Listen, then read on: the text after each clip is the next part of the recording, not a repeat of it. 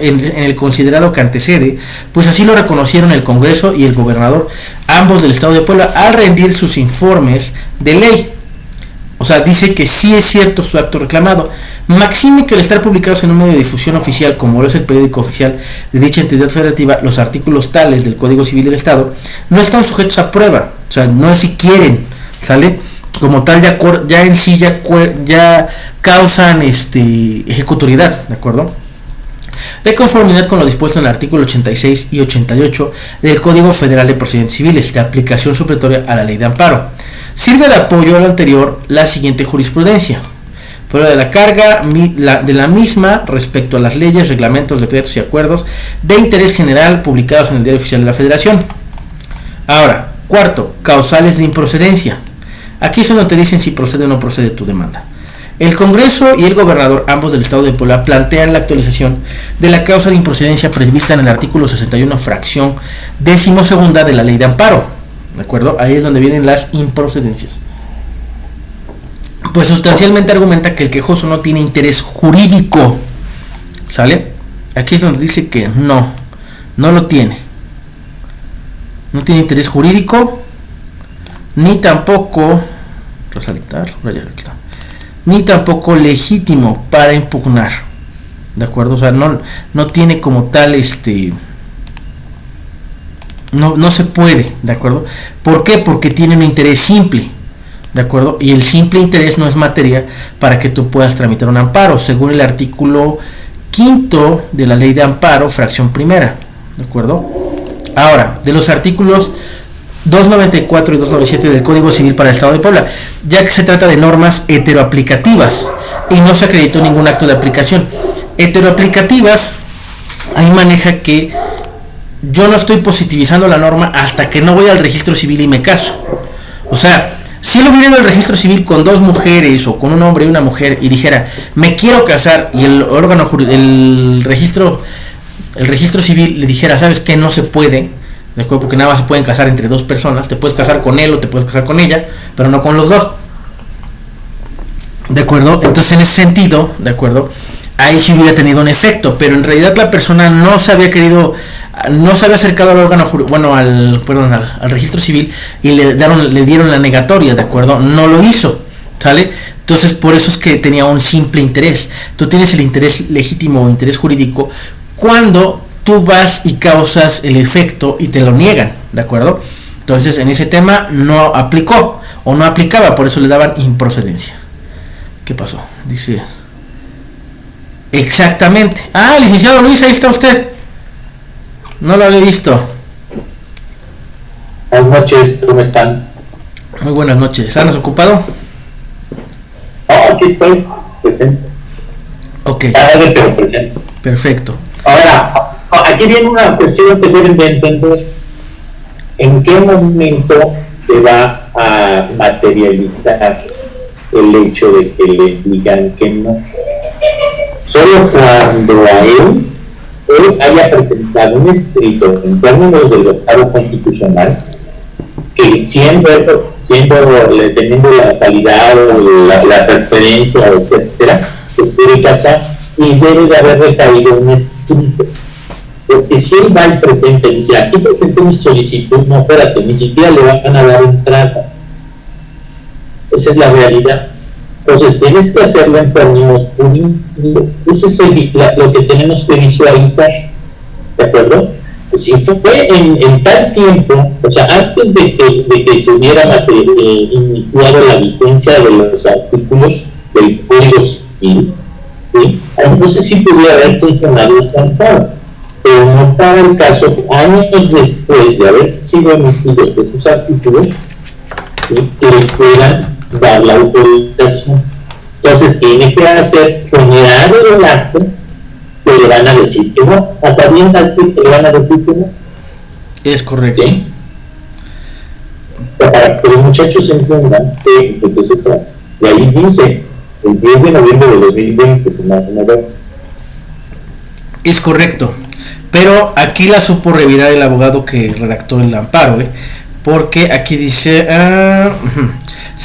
Aquí dice, periódico oficial del 10 de noviembre del 2020, pues argumenta sustancialmente que contiene un mensaje que se reputa como discriminatorio, ¿sale? Por hacer distinciones con base en una de las categorías sospechosas prohibitivas del artículo primero constitucional, o de la Constitución Política de los Estados Unidos Mexicanos, ¿de acuerdo? Vamos a subrayar esto. Ahora, a ver, independientemente de eso, es claro que el matrimonio tiene por norma tradicional y solamente la religión mormona autoriza que haya matrimonio de más de 3, de más de 2, ¿de acuerdo? Se convertiría en bigamia, acorde a lo que en aquella época se manejaba en el. Es correcto. En las religiones se llaman esas religiones autorizan a que sean multimatrimoniales, y también en la religión ¿cómo se llama? En Japón, Tailandia y demás. Ok. Sí, quedó claro. Sí. Ahora bien, toda vez que establece que el matrimonio y el concubinato solo pueden celebrarse entre 2 personas, excluyendo a las demás preferencias sexuales, como es el caso de las relaciones compuestas por más de 2 personas de forma simultánea. ¿Sale? Ok, vamos a resaltar esto y vamos a resaltar esto con otro color para que se vea más bonito. Ok, entonces en ese sentido, de acuerdo, ahí como tal está diciendo que la norma tiene un mensaje discriminador porque solamente maneja 2 personas, de acuerdo. Ahora, como tal, los artículos impugnados disponen lo siguiente. Aquí dice lo que dice el 294 y el 297 del Código Civil para el Estado de Puebla. El matrimonio es un contrato civil por el cual 2 personas se unen voluntariamente en sociedad para llevar una vida en común con respeto, ayuda mutua y igualdad de derechos y obligaciones. Ahora, el concubinato es la unión voluntaria y de hecho, ¿sale? Este es un hecho jurídico y la otra es un acto jurídico, porque está revestido de un contrato civil, ¿sale? Entre 2 personas que, estando en aptitud de contraer matrimonio entre sí, no lo han celebrado en términos que la ley señala, haciendo vida en común de manera notoria y permanente, situación que podrá demostrarse si tienen hijas o hijos en común o han cohabitado públicamente como cónyuges durante más de 2 años continuos. Entonces aquí maneja una O de conector textual, ¿de acuerdo? Diciendo que puede que tengan hijos o que hayan vivido en situación, ¿cómo se llama? En vida en común, ¿de acuerdo? Como tal, cualquiera de los 2, ahí se presume un concubinato, ¿sale? En esas situaciones o en esos casos, ¿sale? Ok. Ahora, de los citados preceptos legales transcritos se desprende la definición de matrimonio y concubinato, su finalidad y objetivos. Esto es, el matrimonio se define como la unión fundada en un contrato civil del cual deriva una sociedad conformada por 2 personas, etc, etc. Ahora bien, la Suprema Corte de Justicia de la Nación ha sostenido que puede encontrarse en el ordenamiento jurídico normas generales heteroaplicativas, ¿sale? Identificables así por su estructura normativa interna, que generan una afectación de tal gravedad para nuestra democracia constitucional que puede identificarse como autoaplicativas, ¿sale? Aquí le está dando el tema de que una norma heteroaplicativa en sí podría ser autoaplicativa, por lo que debe tenerse por acreditado el interés legítimo para impugnarlas. Aquí vuelvo a resaltar lo que había dicho anteriormente, ¿de acuerdo? Que debe tener un interés para poder llevarlo a cabo. Este tipo de normas son estigmatizadoras, porque con una independencia de que establezcan contenidos condicionados a un acto de aplicación, terminan por proyectar un mensaje discriminatorio contra ciertos sujetos, ¿de acuerdo? Entonces aquí maneja lo que es un estigma. Ahí busquen en su diccionario jurídico lo que quiere decir estigma o estigmatizador, y no son los estigmas de la fe que te salen aquí sangre de las manos, ¿de acuerdo? No, son estigmas como tal de que marcan a la sociedad en algo, ¿de acuerdo? Porque como tal afectan a alguien, están diciéndole a alguien, tú no puedes, ¿de acuerdo? Por eso se vuelve estigmatizadora o discriminatoria, ¿sale? Ahora, ¿qué resiente en una afectación generada de parte valorativa de la norma al incluir criterios prohibitivos por el artículo primero, ¿de acuerdo? Entonces ahí está manejando el tema muy bien, ¿de acuerdo?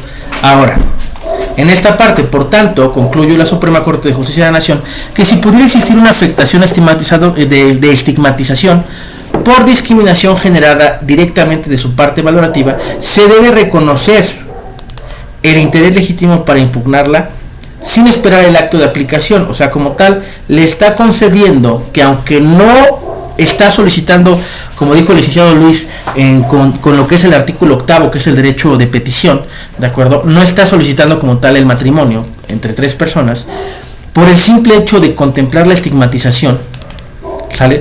Está positivizando toda esta parte, ¿de acuerdo? Entonces, de heteroaplicativa cambia a autoaplicativa. Las consideraciones anteriores se encuentran plasmadas en la tesis siguiente. Por eso es importante que lean tesis y jurisprudencias. El interés jurídico en el amparo contra leyes permite impugnar la parte valorativa de las normas jurídicas sin necesidad de un acto de aplicación, cuando aquellas resulten estigmatizadoras. Esta jurisprudencia le está dando todo el valor de su interés legítimo, y lo que se había dado como una improcedencia ya no procede. ¿Por qué? Porque la jurisprudencia le está dando la razón al amparo en sí. Por eso es importante que ustedes analicen muy bien, para que venga muy bien fundamentada su amparo y proceda. ¿Sí va quedando claro? Sí, maestro. Perfecto. Ahora bien, sin embargo, lo relevante es que independientemente de que las partes heteroaplicativas que contengan la norma, sí existe una afectación de estigmatización por discriminación generada directamente en su parte valorativa, se reconoce el interés legítimo para impugnarla sin esperar el acto de aplicación. Entonces aquí, por eso incluso lo subraya, ¿de acuerdo? Le da la relevancia, ¿de acuerdo?, que debe de contener, porque le está dando la credibilidad a que sí, efectivamente, no vamos a esperar a que se reconozca. Ahora, cabe precisar que este tipo de afectación no diluye el concepto de interés legítimo en interés simple, pues no puede considerarse como un estigma la afectación ideológica que produce una ley en ciertos miembros de la población en general, ni permite hacer pasar como interés legítimo la mera percepción dañina subjetiva del quejoso, ¿de acuerdo? O sea, como tal, subjetiva es que, ¿cuáles son tus derechos subjetivos? Tus derechos humanos, ¿de acuerdo? Es decir, que la disidencia u oposición a la norma, la afectación por estigmatización, es una afectación concreta y distinguible de la mera oposición o disidencia ideológica a una ley, generable por un mensaje tachado de discriminatorio. ¿Sale? A ver, vi que escribieron algo, ahorita voy para allá. A ver, ¿qué pasó? Dice, hay mucha interferencia, no se escucha bien. ¿Los demás sí me escuchan bien o nada más es cosa de una persona? Sí se escucha bien, Lick. Ah, bueno. Sí se escucha, pero sí se escucha mucho interferencia. Oye, está lloviendo acá, entonces me imagino que ha de ser por eso. Pero trato de escucharme lo mejor posible. Ya esta semana ya compro mi diadema y ya vamos a estar un poco más profesionales. Ok. Por la utilización de una categoría sospechosa, por eso te la ponen negritas, establecidas en el artículo 1 constitucional, del cual el quejoso es destinatario por ser miembro de uno de los grupos vulnerables identificado mediante una de esas categorías. Así, la estigmatización por discriminación no solo depende de las impresiones subjetivas del quejoso, o sea, no solamente es algo que tiene en la mente la persona o que piensa que me están discriminando, no, sino que a una evaluación personal y objetiva del juzgador, o sea, como tal, alguien que es imparcial ante lo que él está solicitando y lo que dice la ley, ¿de acuerdo? Objetiva, que puede percibir con los sentidos el juzgador, lo que se determina mediante la derivación de entendimientos colectivos compartidos, el contexto social en el que se desenvuelve y la historia de los símbolos utilizados, ¿de acuerdo? Aquí como tal, es lo que yo les decía el otro día, ¿de acuerdo? Como tal, ¿Qué pasó? Si escucha ruido. Ok. Voy a cerrar las ventanas. A lo mejor es por eso que escucha mucho ruido. Permítame un momento.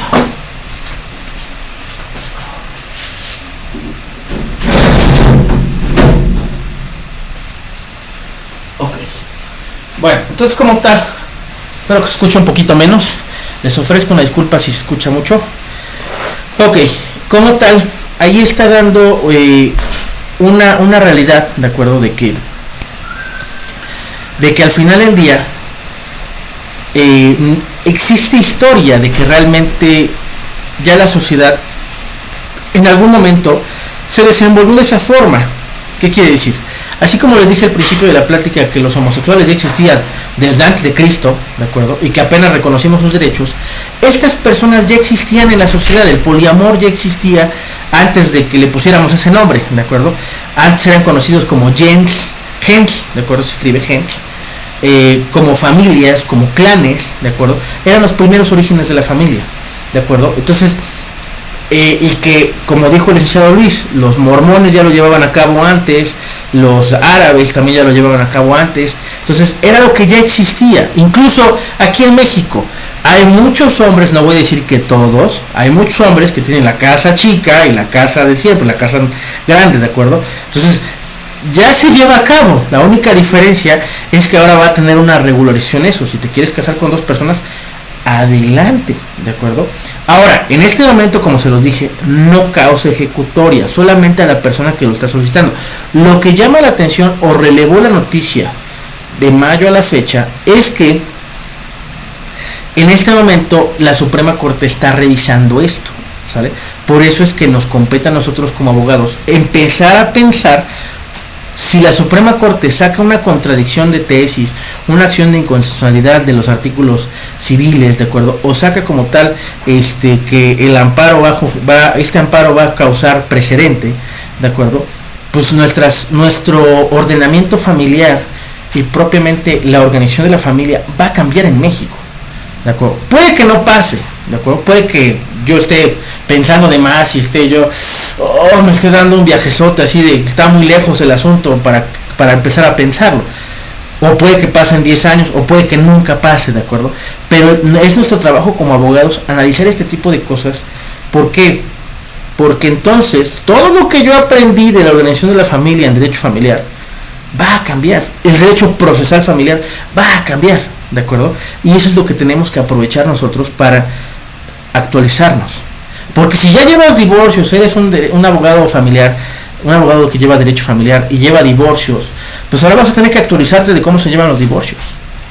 Vas a tener que empezar a contemplar cómo va a ser la figura, cómo se va a aplicar, qué derechos vas a manejar y qué precedentes vas a hacer, porque esto da materia a que si se crea esa figura del matrimonio entre más de dos personas, va a dar hincapié a que nosotros tengamos que hacer ciencia jurídica, ¿de acuerdo? No es que vamos a juntar matraces y vayamos a hacer explotar algo, no, sino la ciencia jurídica es que nosotros vamos a dar, nos está dando la oportunidad de crear precedentes para cosas diferentes, ¿de acuerdo? Esa es la oportunidad que nos da.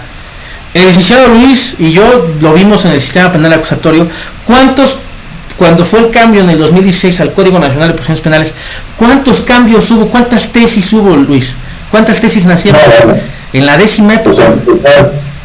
Empezaron a meterse a lo hondo, empezaron a salir muchas, y le cambió todo el sentido de lo que nosotros habíamos aprendido.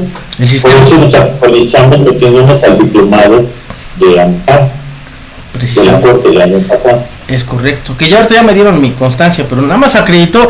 ¿Cómo te fue el tuyo? El mío acreditó nada más 78 horas. ¿El tuyo cuánto?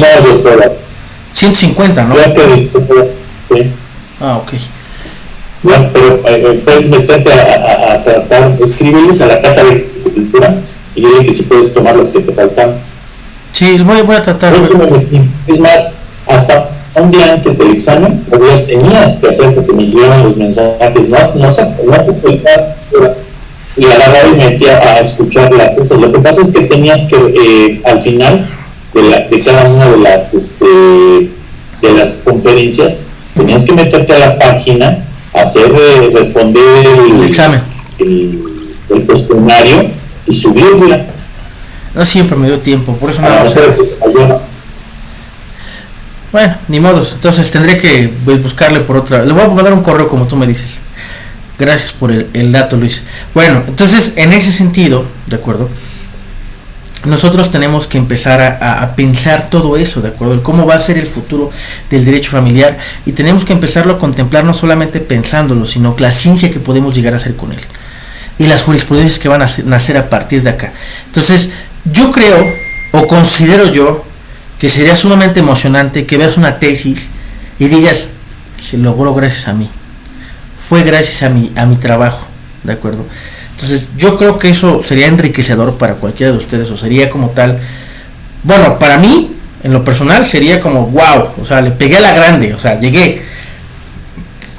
Porque hasta el momento, en los 10 años que llevo litigando, no lo he conseguido, ¿de acuerdo? Pero pues esa sería una oportunidad, una brecha para decir, yo puse ahí mi granito de arena en un cambio a lo que es un precedente, ¿no? Entonces, sí suena interesante, pues como tal, aprovechen esta brecha que se va a dar, si es que se da, y empiecen a considerar todos los cambios que va a haber al respecto, ¿de acuerdo? Se me hace muy emocionante, a mí, ¿de acuerdo? Espero que les emociona, porque a mí me apasiona mucho el derecho, me llama mucho la atención, me encanta, o sea, y como tal, pues yo espero que contagiarles un poquito de lo que a mí me encanta en cuanto a derecho. Algo nos encanta. nos encanta. Ahí está el licenciado Sergio, el señor Sergio quiere levantar la mano. Adelante, Sergio. Gracias. Me surgen en este momento muchas dudas y primero la capacidad de este abogado que solicitó este amparo. O sea, para poder redactarlo, fundamentarlo de forma correcta para que fuera aceptado por los magistrados, se requiere de mucha capacidad, ¿no? Desde ese punto, ¿no? Como mencionaba usted, ¿no? Tener esa parte de decir, bueno, ya llegó hasta este punto, ¿no? Ahora, también la incapacidad de los magistrados. O sea, yo lo veo de este punto, ¿por qué no digo incapacidad? Porque no están viendo las demás cosas que están afectando. O sea, lo mencionamos al principio, ¿no? O sea, a lo mejor sí está beneficiando a una persona, ¿no? En especial, pero ¿qué tanto van a afectar a futuro a esta persona? Si en dado caso esta relación de 3 no se llega a dar de forma como ellos lo desean, ¿cómo les va a afectar en el ámbito familiar? En los bienes y en sus derechos, en cualquier otro ramo los está afectando totalmente. ¿Cómo va a actuar la Suprema Corte ante este problema? Pues se va a crear una contradicción, ¿no? También pude notar un poco de hablar los problemas, bueno, acerca de los problemas generales, lo que le comentaba, ¿no? De los normativos, ¿no? Y cómo, en su punto de vista, licenciado, ¿cómo defendería a una de estas partes, a una de estas 4 partes cuando solicita? Digamos, se encuentra en este punto y esta persona le dice, yo quiero la guardia y custodia de mi hijo, de una de las 4 esposas. ¿Cómo se lo defendería este punto? Ahí es en donde nace hacer ciencia. ¿Cómo vas a cumplir? ¿Cómo esa persona puede acreditar que va a cumplir con el artículo 4, párrafo 9 de la Constitución y el artículo 31, párrafo primero, ¿de acuerdo? Que maneja la protección, el bienestar, o sea, todo eso. O sea, realmente yo lo vería desde ese punto de vista, si la persona es idónea y puede acreditar que efectivamente va a proteger el interés superior del menor, ¿de acuerdo? En ese tenor. O sea, eso sería como tal el preplanteamiento de mi teoría del caso, ¿de acuerdo? ¿Cómo lo buscaría acreditar y qué sería que estuviera mejor con usted? O sea, ¿qué puede ofrecer usted que los demás no? ¿De acuerdo? El plus, ¿de acuerdo? En ese sentido, tiene quien la apoye para cuidar al niño, o sea, tan simple como esas cosas, ¿eh? O sea, tiene quien esté con usted, cómo se va a desarrollar económicamente usted, qué va a trabajar, cuánto tiempo el niño va a estar con los abuelos, no sé, ese tipo de cosas. Entonces, es el análisis de todo eso, ¿de acuerdo? De cómo se va a desarrollar, sería como tal mi teoría de cómo lo voy a defender. Ahora, si yo sé que es una persona idónea, no le voy a decir, sí lo vamos a conseguir, le voy a decir la verdad, o sea, es un caso difícil porque todos tienen ventaja acá. O sea, la otra mujer también tiene ventaja sobre el niño porque pues también es mujer, están en igualdad de condiciones, pero no quiere decir que no nace la litis. La litis existe debido a este detalle, ¿de acuerdo? ¿Algo que agregar, Luis? ¿No? Ok. No, sí, perdón, es que me agarraste aquí. No te preocupes. No, yo creo que al cliente siempre tienes que decirle que vas a hacer todo lo posible por ganar el asunto. ¿Sí? No puedes decir que no puedes, ¿por qué no? Sí, te puedes decir, mire, es difícil por estas circunstancias. No hay nada escrito, es una cuestión que es peleaguda, valga la expresión, ¿sí? Entonces tenemos que hacer todo lo posible. O sea, por razones obvias, tú vas a hacer tu trabajo, ¿sí? Tú cobras por el trabajo que realizas. Tampoco te vas a poner o te vas a tirar al piso de decir, ¿saben qué? No puedo cobrar porque no lo gane. No, yo cobrará. O le cobro doble si lo gano. Va a decir, no, pues entonces no, si no es un volado, no estamos en el mercado. Yo creo que aquí lo importante es que todos tengamos que hacer. Ahora, yo les voy a dar un consejo. Siempre que vean una jurisprudencia o una sentencia, váyanse para atrás. Ahí dice, cuando llegas al amparo, dice, bueno, en el materia de la apelación, ya, se interpuso el recurso número tal, el toca tal, del juzgado tal, o del juzgado del distrito tal, o de la sala tal.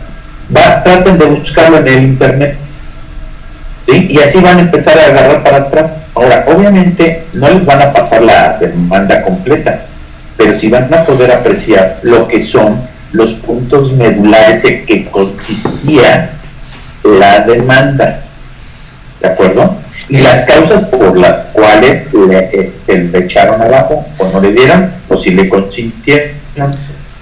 En ese tenor, lo que está diciendo el licenciado Luis, o sea, en esta sentencia estamos viendo el alma de la demanda. O sea, no vemos la forma, pero sí vemos el alma de la demanda, que es una de las partes más importantes. Obviamente los elementos de forma, no voy a decir que no son importantes, sí son importantes, pero eso ya se les queda a ustedes cómo lo redactarían. O sea, si quieren una tarea difícil, es empezarse a plantear en su mente cómo, y llevarlo a la ejecución, cómo redactarían una demanda con la misma pretensión. O ya tienen lo más fácil, que es la fundamentación. Lo más difícil, perdón, que es la fundamentación. ¿Cómo va a prevalecer el interés del menor, que consiste en crecer en una familia, si cuando ese menor se convierta en mayor de edad, igual va a querer tener dos esposas o esposo? Pues eso no tiene nada de mal. Eso que acabas de decir es tan discriminador como decir que un hijo criado por papás homosexuales va a ser homosexual. Eso no es cierto. O sea, está probado, e incluso hasta científicamente, que no es necesariamente que una persona que es criada por personas homosexuales. Te lo voy a poner así: mis papás se divorciaron a mis 8 años, yo lo dije al principio de la clase. Me crió mi mamá y mi abuela. Mi abuela y mi mamá hicieron simbiosis, y pues prácticamente las dos eran mis mamás, ¿de acuerdo? Fui criado por las dos. ¿Me gustan los hombres? No, ¿de acuerdo? Respeto a quien le guste, claro, o sea, tienen su derecho, ¿de acuerdo? Son libres, va parte de lo que es el libre desarrollo de la personalidad, pero que un niño se ha criado es exactamente lo mismo, es igual de retrógrado que decir que un niño va a salir homosexual porque fue criado por papás homosexuales, ¿de acuerdo? Tengan mucho cuidado con eso, ¿de acuerdo? Con eso que dicen. Hay que... volvemos a... afirmaciones que no son reales. Exacto. Nuestros pensamientos personales, te los vuelvo a decir, deben de quedarse en su casita, ¿de acuerdo? Aquí venimos a ser abogados, no a... es que realmente ya se va a cortar. Regresamos con el mismo enlace para la última parte de la tertulia. Yo creo para las conclusiones más que nada.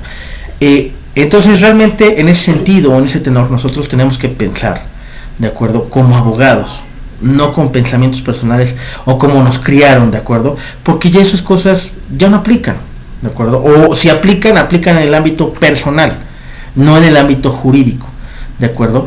O sea, en ese sentido sí les pido el respeto, ¿de acuerdo? Y que empiecen a pensar como abogados, no como lo que, es que no, o sea, si mi mamá viviera, ¿qué cosas diría? Pues claro, también la mía, ¿qué cosas diría si viviera? ¿De acuerdo? Diría, wow, o sea, qué modernos son hoy en día. Está bien, pero no quiere decir que eso va a cambiar el interés superior del menor. Regresamos con el mismo enlace.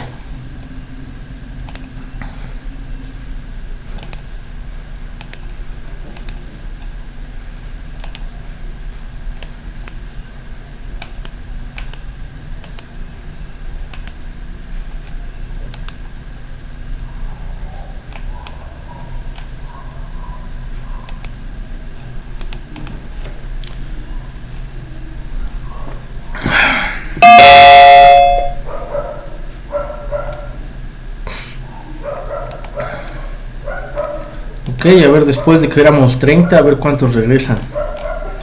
Va a estar interesante. ¿Qué pasó, profe? ¿De qué me perdí? Uy, no, ¿para qué? ¿Para qué no estás, Angie? Ya sí no te lo puedo contar. Eso lo tuviste que haber vivido. Que voy subiendo porque estaba ayudando a mi hermana a grabar las tortillas para los totopos, para los chilaquiles. Aprovechito. Licenciado, ¿sí grabó? Sí, estoy grabando, todavía estoy grabando. No he dejado de grabar ahora sí. Nada más que van a ser 2 espacios de tertulia. Una, parte 1 y parte 2, porque como que se cortó a la mitad de la ¿cómo se llama? De la segunda tertulia. Entonces, igual iban a ser 2 partes.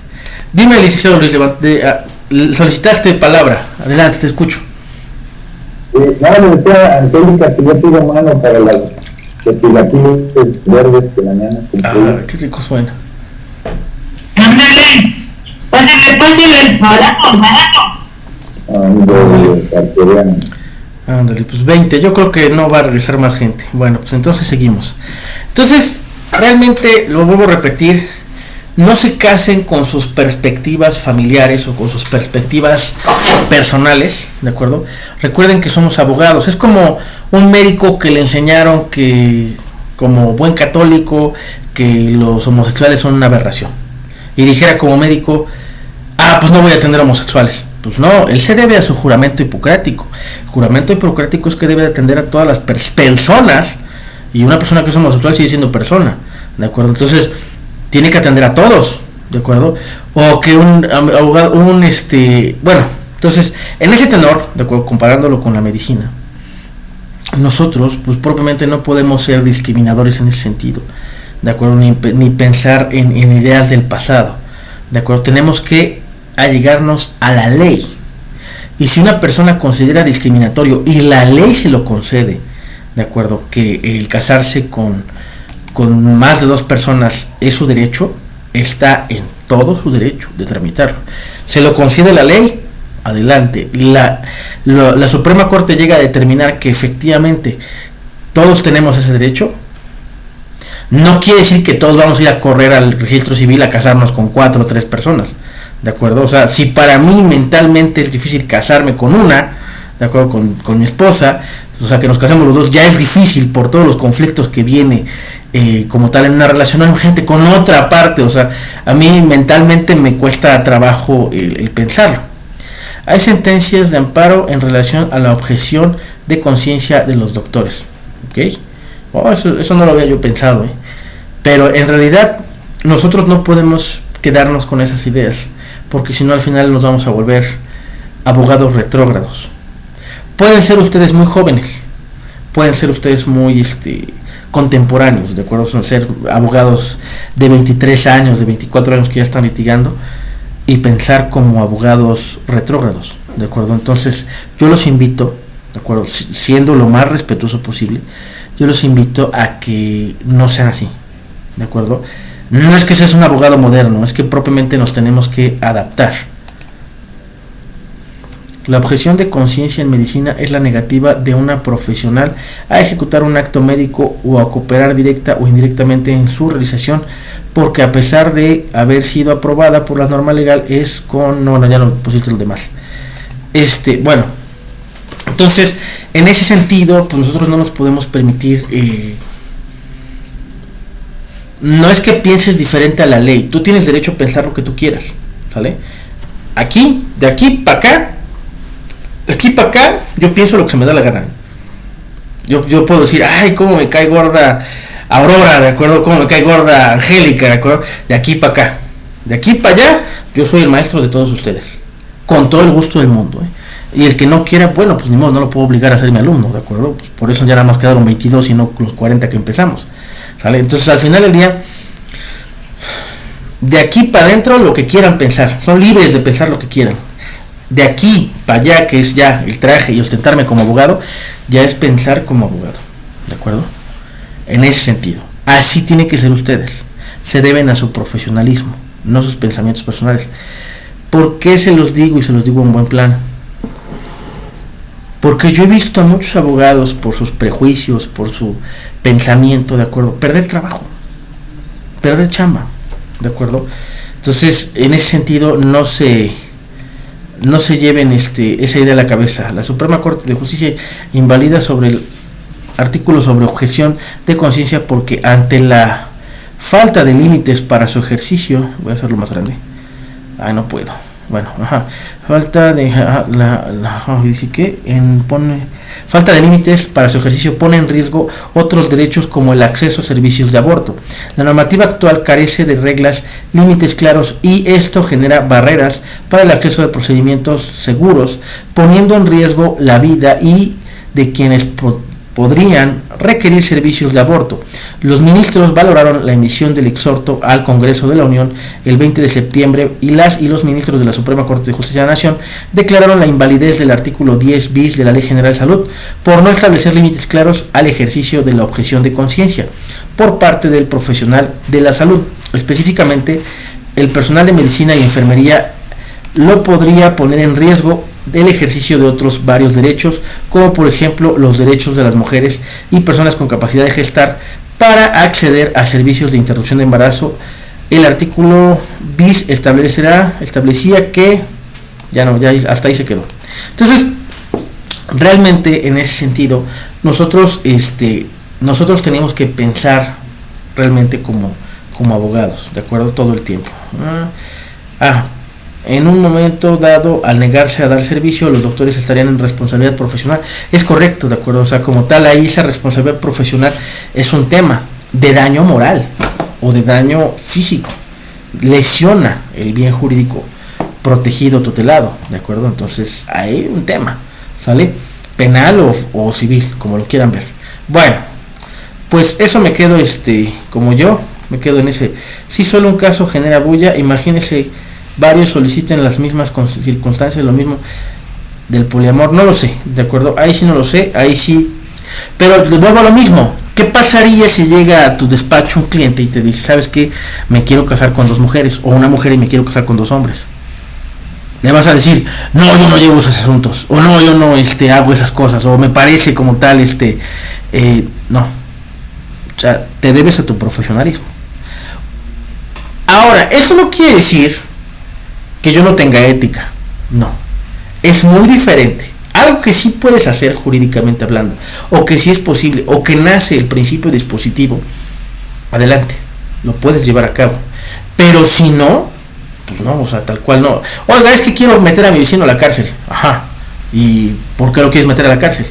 Es que pues quiero como que así en su casa aparezca una matita de droga, le hagan un cateo y se lo lleven a la cárcel. Y él tiene una matita de droga en su casa. No, quiero como que aparezca, ¿de acuerdo?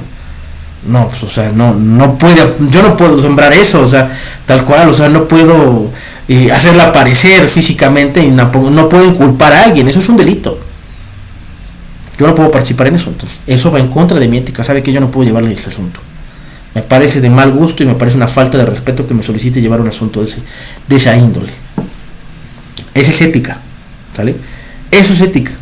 Ay, licenciado, ¿no cree que como así como que le pueda pagar a una persona ahí en la calle para que pues testifique que yo no estaba ahí en lugar de los hechos?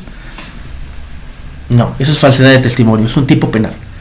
No, eso va en contra de mis principios, eso va en contra de mi ética. ¿Ya se dieron cuenta cómo es una diferencia muy grande entre lo que yo pienso personal y mi ética? Es una brecha muy grande, ¿de acuerdo? Que tienen que tener ustedes entendido, ¿sale? O sea, esto es, lo vuelvo a comparar con la medicina debido a eso, porque realmente hay que atender a todos. Ahora, no todos, ¿cómo se llama? Van por lo mismo. Al médico llega gente hipocondríaca o gente que no tiene nada. Ay, es que me siento mal, tengo fatiga crónica o tengo fibromialgia, ¿no? Y no tiene nada. Pues ¿sabe qué? Le doy unos dulces y que parecen pastillas y lléveselos, ¿no? O sea, o le doy este placebo y ya se va a curar. No pasa nada, ¿sale? O gente que busca drogas, porque sí la hay gente farmacodependiente que busca drogas, va con el médico y ya pues, bueno, ya no lo tengo que decir, ¿de acuerdo? Pero es exactamente lo mismo. También va a llegar gente con nosotros que va a querer cosas que no se pueden y que no se deben. Entonces, mi consejo número 1 a ustedes, nobles abogados o jóvenes estudiantes, tengan su brecha de la ética y su brecha de sus pensamientos personales al respecto de lo que la gente considera y ustedes consideran muy separadas, ¿de acuerdo? Muy separadas, porque no es lo mismo, ¿sale? En ese sentido, yo puedo llevar todo tipo de asuntos, pero no quiere decir que, ¿cómo se llama? Que todos los asuntos son iguales. Número 2, que no todos los asuntos los voy a resolver de la misma forma. Y número 3, que no voy a poner en peligro mi vida, ni voy a poner en peligro mi ética, ni mis valores que me enseñaron en casa por un caso. Ahora, vuelvo a lo mismo, esa es mi ética. Pero en cuanto a asuntos genera, de acuerdo, los asuntos que tengo acá, ¿sale? Que esto vaya en contra de lo que me enseñaron en mi casa, que son la unión de dos personas, ¿de acuerdo? Pues así como que realmente no genera una contradicción ética, ¿de acuerdo? Genera más, ¿cómo se llama? Mi pensamiento personal que mi ética, ¿sale? Entonces, bueno, ese es como tal lo que quería compartir el día de hoy. Yo sabía que iba a causar mucha controversia y que se iba a salir gente, yo lo sabía, ¿de acuerdo? Lo hice a propósito, pero si no se empiezan a hacer estos planteamientos ahorita, ¿cuándo?